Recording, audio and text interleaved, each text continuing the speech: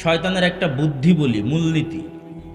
শয়তান মানুষের মন বুঝে গেম খেলে, মানুষের মন বুঝে খেলা সাজায়।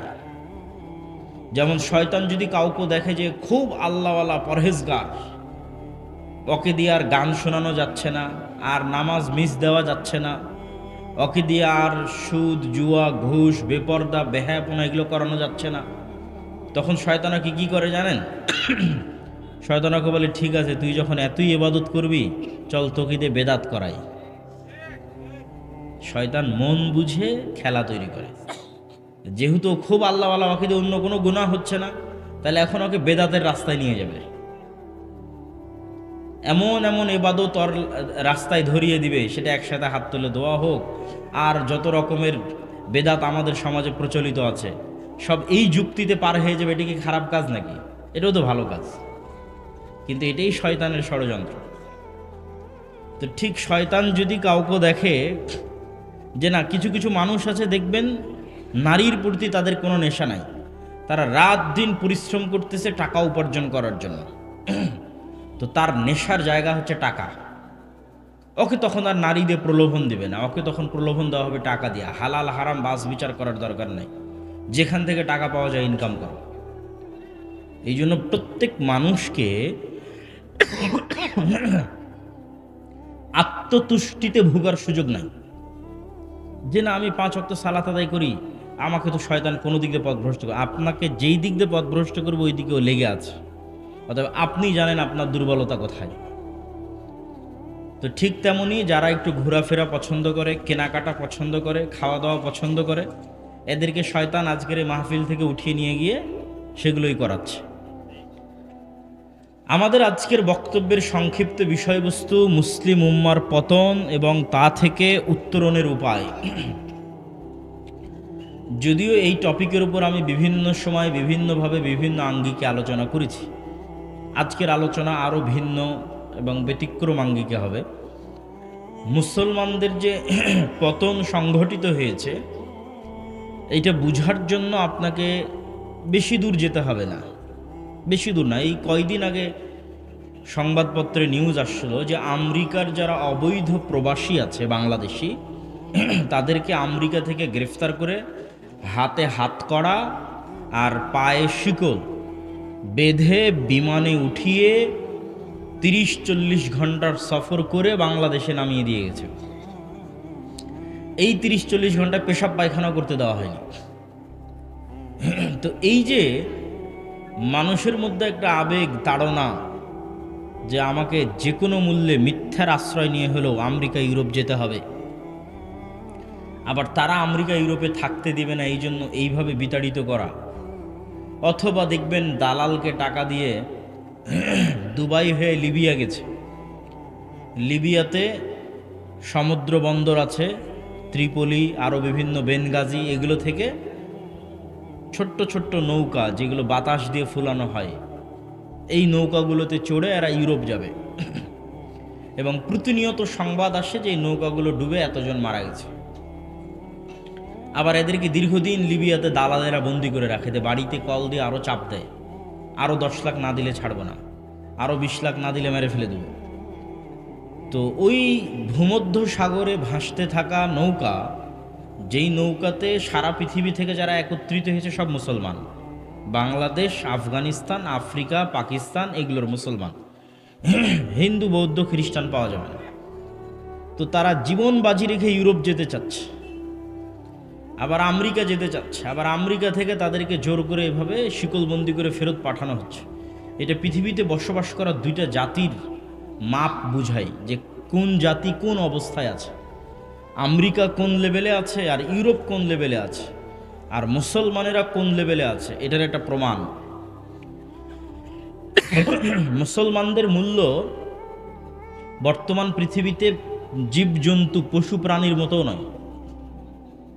আপনি গাজার মানুষের কথা চিন্তা করেন, গাজার টানেলের মধ্যে আটকা পড়েছে যে হামাসের সৈন্যরা, তাদের কথা চিন্তা করেন। তাদের জীবনের মূল্য পৃথিবীর কাছে কিছুই না। তাদেরকে ওই টানেলে ক্ষুধার্ত অবস্থায় মৃত্যুবরণ করতে হবে, তাদের বাঁচানোর মতো কেউ নাই পৃথিবীতে। না হামাসের ঊর্ধ্বতন লিডার, কেননা শান্তি চুক্তি হয়ে গেছে, না কাতার, না অন্য কোনো দেশ, না আমেরিকা, ইসরায়েল তো নয়। তো এই টানেলের মধ্যে আটকে থাকা হামাসের সৈন্যরা প্রমাণ বহন করে যে মুসলমানেরা কত বড় গোলাম, কত বড় কৃতদাস, মুসলমানদের জীবন কি পরিমাণ মূল্যহীন। এবং কেউ যদি মেরুদণ্ড সোজা করে মুসলমানদের পক্ষে কথা বলে তাহলে পৃথিবীতে তার জীবনের দাম নাই। যেমন যদি আপনারা আপডেট পেয়ে থাকেন, আজকে ইনকিলাব মঞ্চের একজন আমাদের সমবয়সী অথবা আমাদের চেয়ে কম বয়সের হতে পারে, সমবয়সী অথবা আমাদের চেয়ে অল্প বয়সী শরীফ উসমান হাদি, আমার সাথে সরাসরি কখনো দেখা হয়নি, তবে আমি দুই একটা বক্তব্য শুনেছি এবং তার বক্তব্য থেকে মনে হয়েছে মানুষের অন্তরের খবর তো আল্লাহ জানে, একমাত্র আল্লাহই হচ্ছে আলিমুম বিজাতিস সুদূর। কিন্তু বক্তব্য শুনে মনে হয়েছে যে বাংলাদেশের স্বাধীনতা এবং সার্বভৌমত্বের পক্ষে এবং ভারতীয় আধিপত্যবাদীর বিরুদ্ধে উপস্থিত যে কোনো পরিবেশ মোকাবেলা করার জন্য কথা দিয়ে, যুক্তি দিয়ে তার তুলনা বর্তমান যারা নতুন প্রজন্মের মধ্যে রাজনীতি করতেছে খুব কম আছে। তো বাংলাদেশের আপনি অন্য দেশের গোলামি করে কথা বলেন, আপনার জীবনের নিরাপত্তা আছে, অন্তত এখান থেকে পালিয়ে পাশের দেশে তো বাঁচতে পারবেন। তাহলে ভিন্ন দেশের গোলামি করলে জীবনের নিরাপত্তা আছে, বাংলাদেশের পক্ষে কথা বললে জীবনের নিরাপত্তা নাই। বাংলাদেশের স্বাধীনতা এবং সার্বভৌমত্বের পক্ষে দাঁড়ালে আপনার জীবনের নিরাপত্তা নাই। এটাই প্রমাণ করে যে বাংলাদেশের স্বাধীনতার মূল্য কি, আর বাংলাদেশের পক্ষে কথা বলার মূল্য কি, আর একটা মুসলমানের জীবনের মূল্য কি। সম্মানিত উপস্থিতি, তাহলে এই যে গোলামি, এই যে দাসত্ব, এই দাসত্ব, এই গোলামির জিঞ্জির ভাঙবেন কিভাবে, এটাই আজকের বক্তব্যের আলোচ্য বিষয়। মুসলমানদেরকে এই গোলামি এবং দাসত্ব ভাঙতেই হবে, কিন্তু কিভাবে? আমরা 4টে পয়েন্টে অল্প অল্প করে কথা বলবো। 1 নম্বর পয়েন্ট হচ্ছে ঈমান বিল গায়েব, 2 নম্বর পয়েন্ট হচ্ছে নেতৃত্বের বিকাশ, 3 নম্বর পয়েন্ট হচ্ছে সৎ আমল, 4 নম্বর পয়েন্ট হচ্ছে জ্ঞান ও শিক্ষা। ঈমান বিল গায়েব, পৃথিবীতে বাহ্যিক যে লজিকের উপর ভিত্তি করে পৃথিবী চলে, গায়েব সেই লজিকের উপর চলে না। গায়েবের লজিক ভিন্ন, গায়েবের কার্যকরণের সূত্র ভিন্ন, যা পৃথিবীর কার্যকরণের সূত্রের চেয়ে বিপরীত বা মিলবে না। যেমন একটা উদাহরণ দিই, আমাকে আপনি বললেন দান করতে, আমি আমার এখানে যদি 100 টাকা থাকে তাহলে এখান থেকে আমি 150 টাকার মধ্যে 50 টাকা দিয়ে দিলাম, তাহলে দুনিয়ার কার্যকরণের সূত্র অনুযায়ী 150 টাকা থেকে 50 টাকা কমে গেল। এই কাজটার গায়েবে প্রভাব কি? এই কাজটা কি গায়েবে এভাবে সাজানো আছে যে আমহাকুল্লাহুর রিবা ওয়া ইরবিস সাদাকাত, এটা গায়েবের কার্যকরণের সূত্র। দুনিয়াতে টাকা কমে গেছে কিন্তু গায়েবের টাকা বেড়ে গেছে।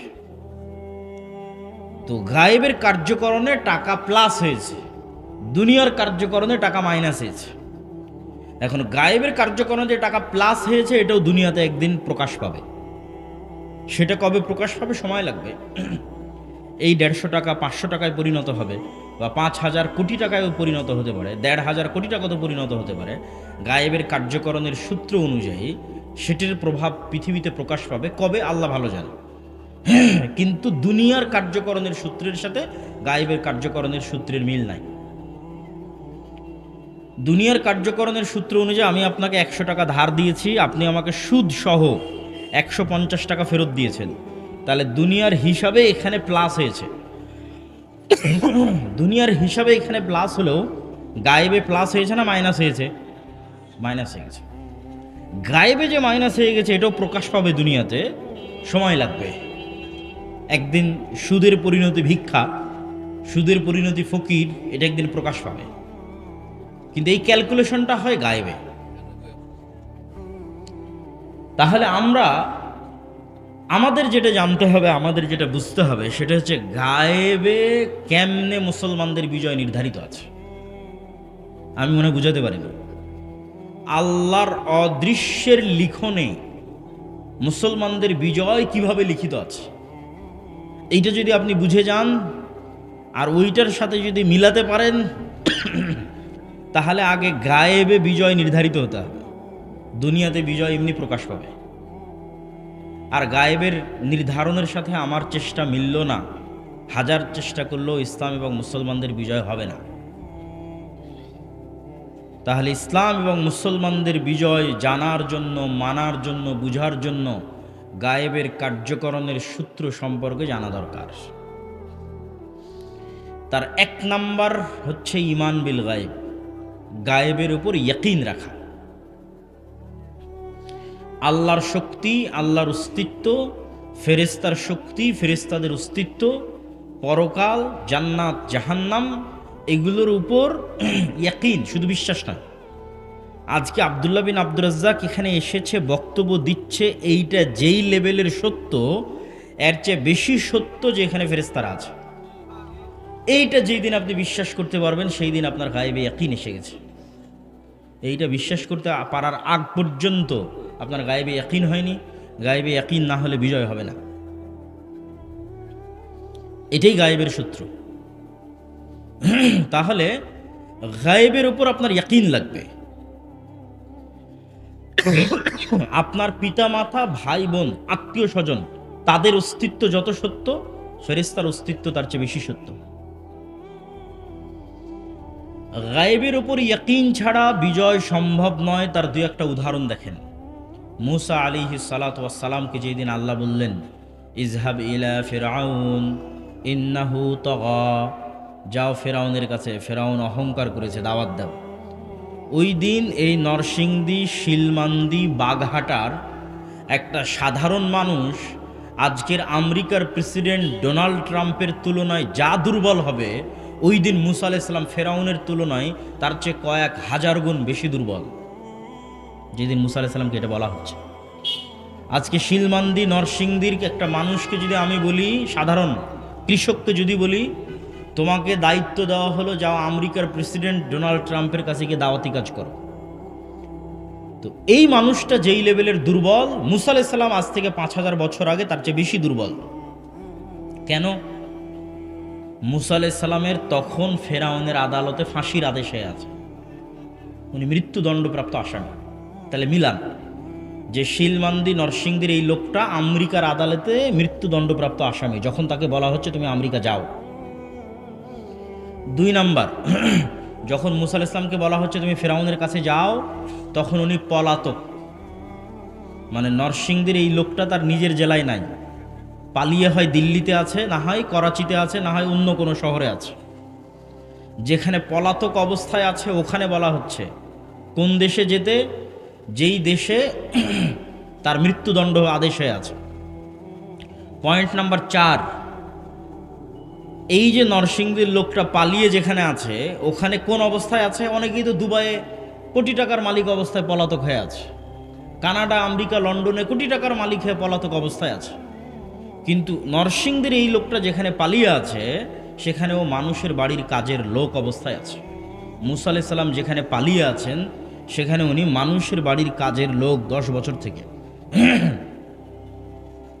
তাহলে আশা করি বুঝতে পেরেছেন যে মুসা আলাইহিস সালামকে যেই দিন বলা হচ্ছে ফেরাউনের কাছে যেতে, ওই দিন মুসা আলাইহিস সালাম কেন দুর্বল।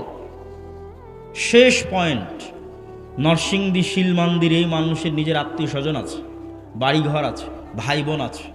মুসা আলাইহিস সালাতু ওয়াস সালামের মাও পরিচয় দিতে পারেনি যেটা আমার ছেলে। মুসা আলাইহিস সালাম এমন গোলাম কওমের সদস্য, এমন গোলাম জাতির সদস্য। সম্মানিত উপস্থিতি, তাহলে মুসা আলাইহিস সালামের পক্ষে দুনিয়ার কার্যকরণের সূত্র অনুযায়ী ফেরাউনের বিরুদ্ধে বিজয় অর্জন পৃথিবীর সপ্তাশ্চর্যের একটা, অসম্ভব। এখানে বিজয় অর্জনের দুনিয়াবি কোনো সম্ভাবনা নাই, বহু পরের কথা। মুসা আলাইহিস সালাম ফেরাউনের সামনে গিয়ে দাঁড়াতেই পারবে না, বিজয় বহুদূরের কথা। তবে হ্যাঁ, একটা রাস্তা আছে, যেই রাস্তা দিয়ে মুসা আলাইসাল্লাম ফেরাউনের সামনে গিয়ে দাঁড়াতে পারবে, সেটা হচ্ছে মুসা আলাইসাল্লামকে গায়েব দেখিয়ে দিতে হবে। আল্লাহ পৃথিবীর প্রায় সব নবীকে কম বেশি গায়েব দেখিয়েছে, কম বেশি। যেমন আমাদের নবী মুহাম্মদ সাল্লাল্লাহু আলাইহি ওয়াসাল্লাম মেরাজের সফরে উনি জান্নাত, জাহান্নাম, আসমান, নবী, রাসূল, জিবরাইল, আল্লাহ সবার সাথে কথা বলেছেন, দেখে এসেছেন। তাহলে ওনার জন্য গায়েবকে কি করে দেওয়া হয়েছে? উন্মুক্ত করে দেওয়া হয়েছে। যেটার উপর আমাদের ঈমান আনতে বলা হচ্ছে ওটা ওনাকে চোখে দেখানো হয়েছে। ঠিক ঈসা আলাইহিস সালামের ক্ষেত্রে আল্লাহ কি করেছে? মৃতকে জীবিত করা, এটা গায়েব। আপনারা কখনো দেখেছেন মৃতকে জীবিত হতে? এইদিকে তাকান, মৃতকে জীবিত হতে দেখেছেন? তাহলে মৃতকে জীবিত করা গায়েব না গায়েব নয়? গায়েব। এটাই তো পরকাল, এটাই তো কিয়ামত, এটা গায়েব।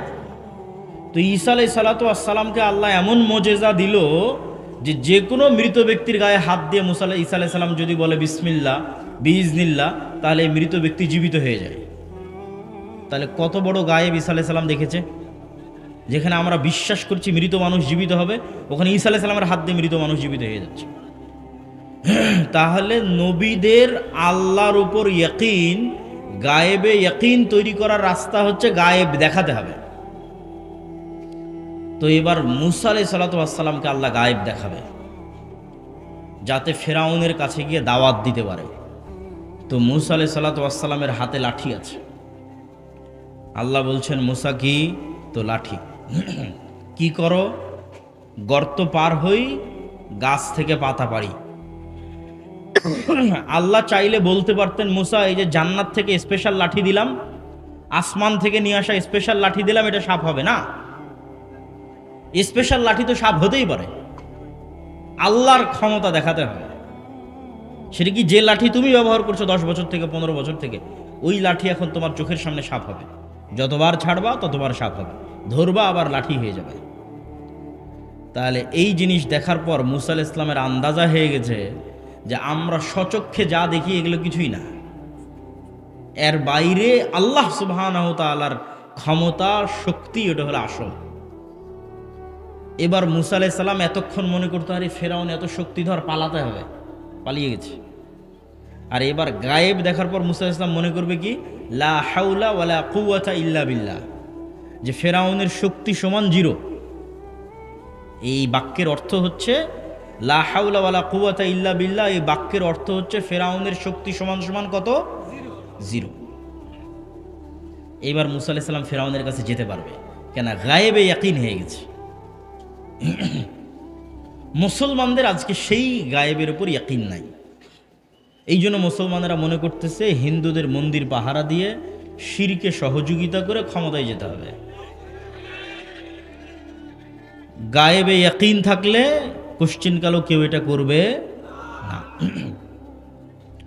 তাহলে গায়েবের মদদেই মুসলমানদের বিজয়, ফুল স্টপ। দুনিয়াবি শক্তিতে মুসলমানদের বিজয় অতীতে কোনো নবীর ইতিহাসে হয়নি, মুসলমানদের অতীতে কোনো দিন হয়নি, ভবিষ্যতে কোনো দিন হবে না। মুসলমানদের বিজয়ের একটাই রাস্তা, গায়েবের মদদ, আল্লাহর সাহায্য। ওই সূত্র যেই দিন আপনি পূরণ করতে পারবেন, যেদিন আল্লাহর সাহায্য আসবে, ওইটার শর্ত যেই দিন পূরণ করতে পারবেন সেই দিন বিজয় হবে। তা আমরা সেটাই জানার চেষ্টা করতেছি। তো আগে কয়েকটা উদাহরণ দেখি, যে এটাতে যে ফুল স্টপ দিয়ে দিলাম যে গায়েবের মদদ ছাড়া মুসলমানদের বিজয় নাই, আরো দুই একটা উদাহরণ দেখি।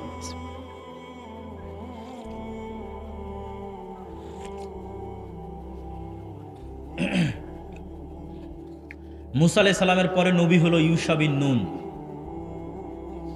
মুসা আলাইহিস সালামের জীবদ্দশাতেই মুসা আলাইহিস সালামকে আল্লাহ আদেশ দিল জেরুজালেম বিজয়ের জন্য যুদ্ধ করতে হবে।